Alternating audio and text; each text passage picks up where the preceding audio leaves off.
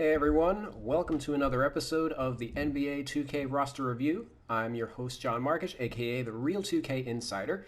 As usual, the roster used in this video is going to be my personal roster, the NBA Real 2K roster. You can find it by searching Real 2K in the content name or by the username, which is Real 2K Insider. It's available on the PS4. And we're going to be reviewing games from December 28th. There were 5 games. The scores for them were the Grizzlies beating the Nets 116 to 111 in overtime. The big news from that game is the Grizzlies lost Ja Morant to an injury, while KD and Kyrie sat out on the Nets side. The Nets beat the Pistons 128 to 120, staying undefeated. The Utah Jazz beat the Thunder 110 to 109. The Nuggets beat the Rockets 124 to 111. The Blazers beat the Lakers 115 to 107. So starting off with the Grizzlies. Looks like this is actually a little outdated. But starting with the Grizzlies, so the big news is Ja Morant. He's out for the next 3 to 5 weeks with a sprained ankle. He had to leave the game in a wheelchair, so it was a little scary. But fortunately, only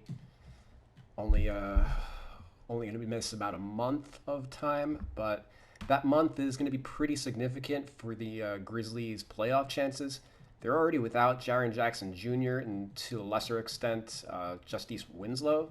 So they also don't really have a point guard behind Ja Morant, as aside from Tyus Jones, as they were expecting to play Morant pretty big minutes, so they didn't really need a third string. But now DeAnthony Melton's going to have to see a lot more time at point guard. He's played mostly at the 2 with the Grizzlies, so might end up changing his position. And it's possible that the Grizzlies bring in a vet like Jeremy Lin, for example, to shore up the backup spot, but they would have to cut a younger player in order to do that. And I don't really anticipate them going that route, as they are a rebuilding team, and they were kind of an outside shot to make the playoffs to begin with. So Tyus Jones, he played the rest of the game once Morant came out. 9 points, 5 rebounds, 4 assists, 2 steals, only 1 turnover in 35 minutes. He's going to be good at protecting the ball and getting assists. Grayson Allen, he had another subpar game, 0 points on 0 of 5 shooting. He's now 3 for 16 to start the season. The starting job seems safe, though, as the Grizzlies are lacking depth, and obviously Melton's going to have to see time at the 1 now compared to the 2. But maybe Tyus Jones, being a pass-first player, is going to be able to get Grayson Allen going, and they are going to need scoring to make up for Ja's absence. So I don't expect him to struggle for too much longer. But Kyle Anderson, he had 28 points, 7 rebounds, and 3 assists. He was 4 of 8 on threes. Prior to this game, he only hit 85 threes in his career. He has 7 this year after hitting only 24 all of last year. So his rating and tendency is going to need a bump before too long. He's got a 73 3-point. I think, let's bump it by 3 points, as that's probably pretty safe bet. Probably going to go up a little more beyond that, but we'll see as the year goes on. So going over to the Hawks, they're 3-0. Clint Capella and Rajon Rondo both made their debuts, and Trae Young continued his MVP caliber performances. 29 points and 6 assists. He was 6 of 13 from the line, 2 of 6 on threes, 15 of 15 from the free throw line. He's taking more free throws now than the entire Toronto Raptors team. So that's ridiculous. He's only 6'1", 180, basically getting to the line like Allen Iverson and shooting it at a much better rate than Allen Iverson ever did. So however you want to compare Trae Young historically, though that's, when you're in conversation with guys like that, pretty good company. And I'm expecting his overall to bump up a point or 2 throughout the year. And Rajon Rondo, he was super efficient in his debut. 12 points, 8 assists, 5 of 8 from the field, 2 of 3 on threes. And he did that in only 15 minutes. He didn't share the court with Trae at all, which is notable. So he's firmly just like his backup. which means the Hawks got 41 points and 14 assists out of the point guard spot in that game, which is wild. They're going to win a lot of games if they get that kind of contribution on a regular basis. Clint Capella, he made his debut. Kind of quiet night, though. I should say long-awaited debut, because even though they traded for him at the deadline last year, he wasn't healthy at the time, and then the Hawks weren't part of the restart. So I think they got him like 10 months ago, and this is the first game he had for the team. But kind of quiet with 7 points, 9 rebounds in 19 minutes.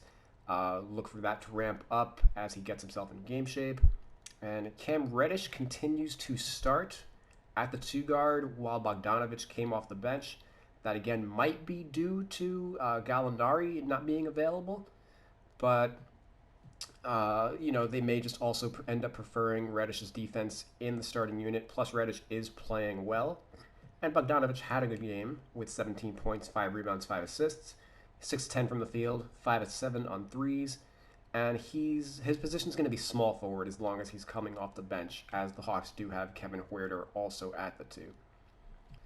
So going over to the Utah Jazz.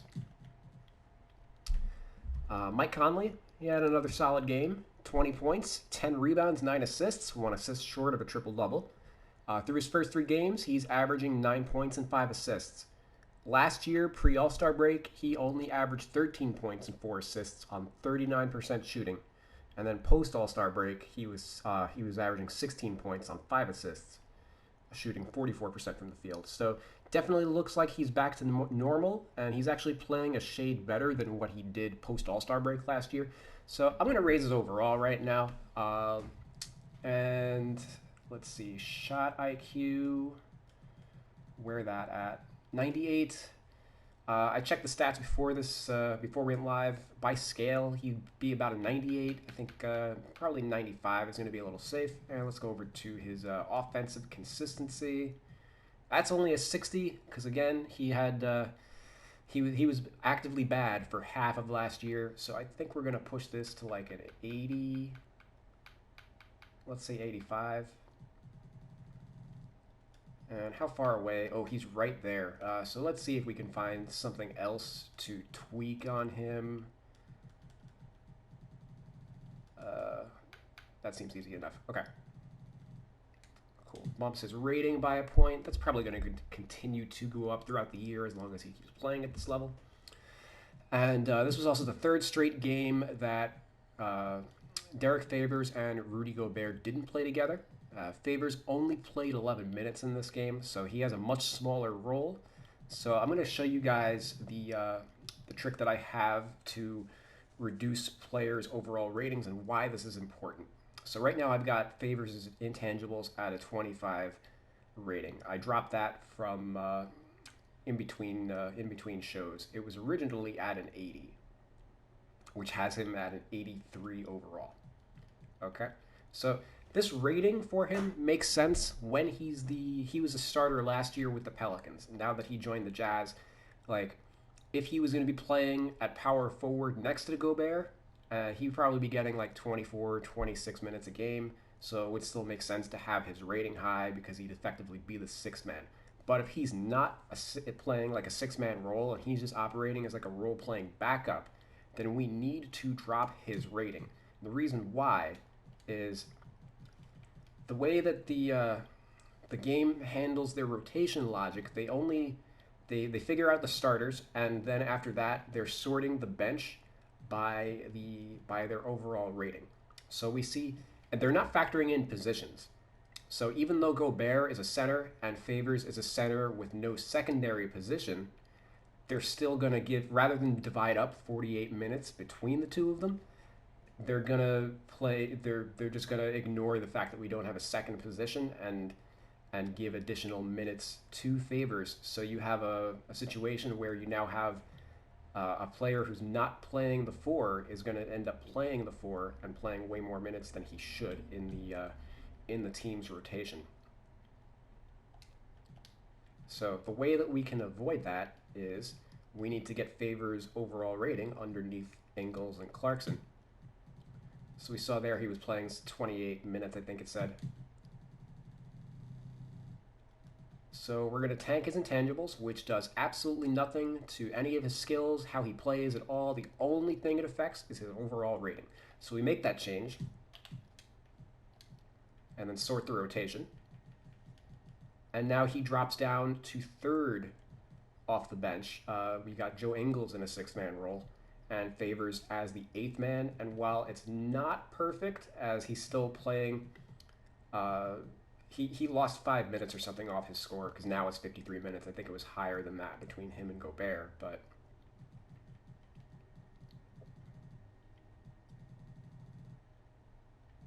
that's just a better situation. That's more in line with what the Utah Jazz rotation looks like. So that's something to keep in mind when you're editing rosters. That's really the primary use of the overall rating in the game, is figuring out rotations and whatnot. So going over to the the Los Angeles Lakers. They lost their game. Pretty quiet night for them overall. LeBron had 29, 9, and 6. Dennis Schroeder, he had 24, 4, and 4. But kind of subpar for everybody else. Anthony Davis returned from an off day. He had 13, 10, and 5. Pretty quiet.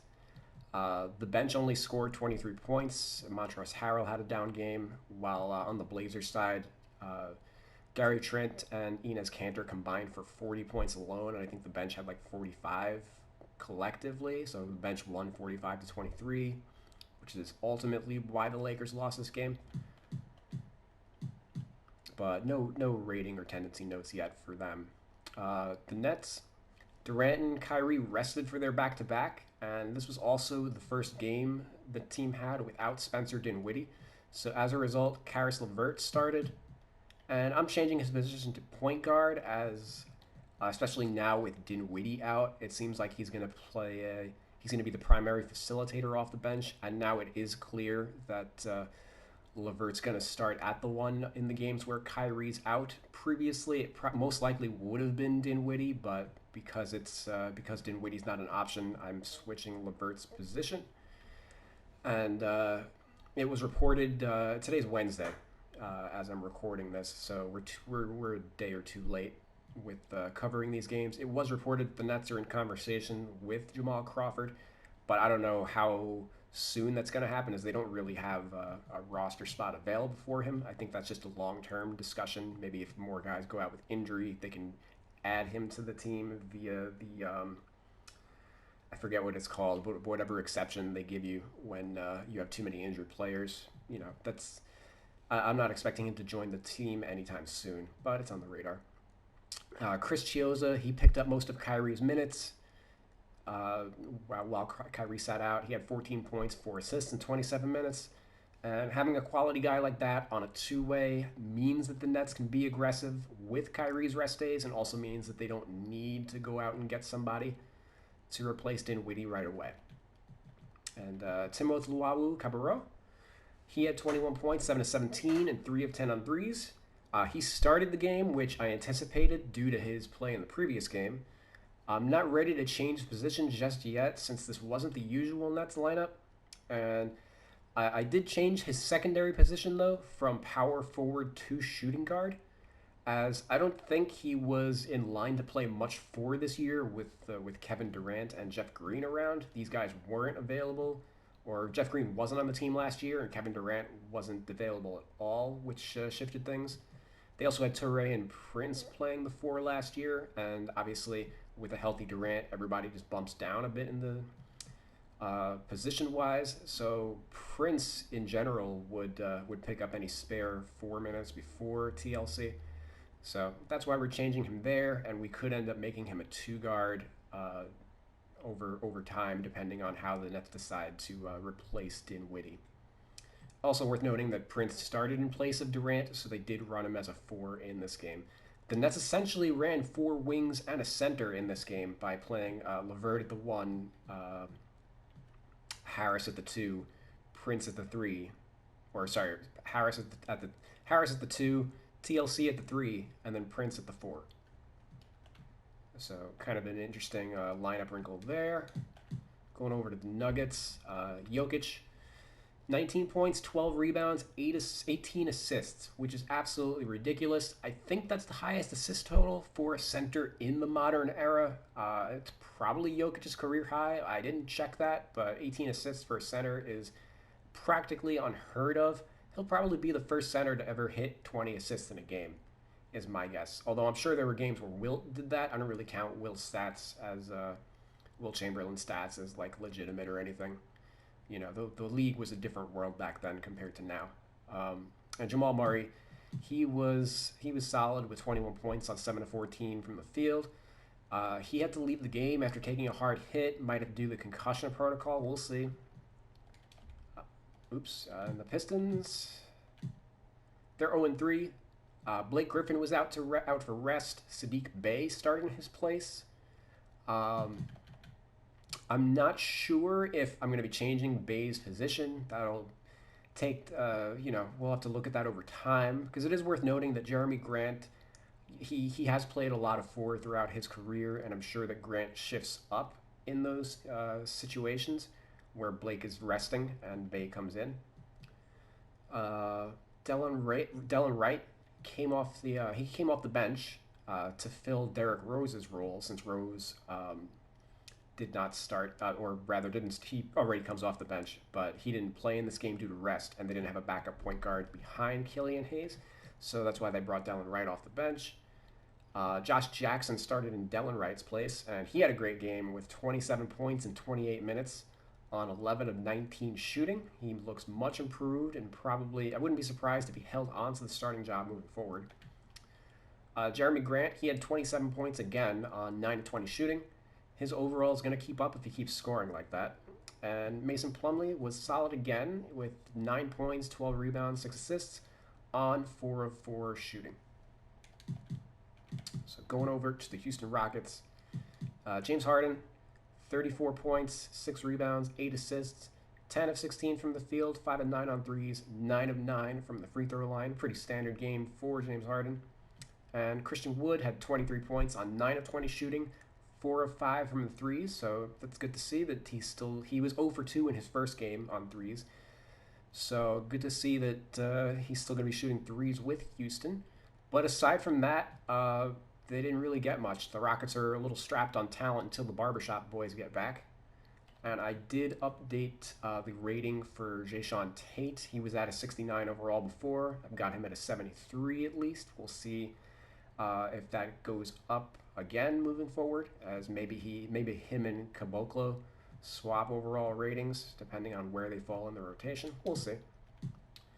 Going over to the OKC Thunder, they're 1-1, and they lost by 1 after winning by 2 in the previous games. So can't sleep on them. They're a lot better than expected due to the vets on the team.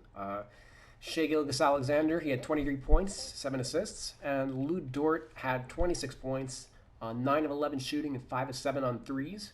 That's the best regular season game of his career, and it shows that his Game 7 versus the Rockets was not a fluke. And Darius Bazley had 9 points and 11 rebounds, and he's the starting power forward. Probably going to see a boost to his overall rating before too long. I can see him being in like the 77 range to start the year. Portland Trailblazers are 2-1 after beating the Lakers. Dame Lillard had 31 points on a 10-16 shooting, so again putting a dreadful opener in the past. And CJ McCollum had 20 points and 11 assists. Worth noting, his assist rate is up. Gary Trent, he had a bubble-esque game with 28 points, 10 of 14 from the field, 7 of 11 on threes. He's pretty underrated by 2K. I think they have him at like 75 or something like that. But I'd probably want him in like a 79 range is where I would tentatively peg him at, especially if he's going to have more games like that. And Enes Kanter had another solid game, 12 points, 14 rebounds in 22 minutes. So that about wraps it up for this episode of the 2K roster review. If you like this content, feel free to like the video. Leave a comment, as I am looking for feedback on this series. and subscribe to my channel, Real 2K Rosters, so you don't miss any more episodes. Thanks so much for watching. I'll see you guys later.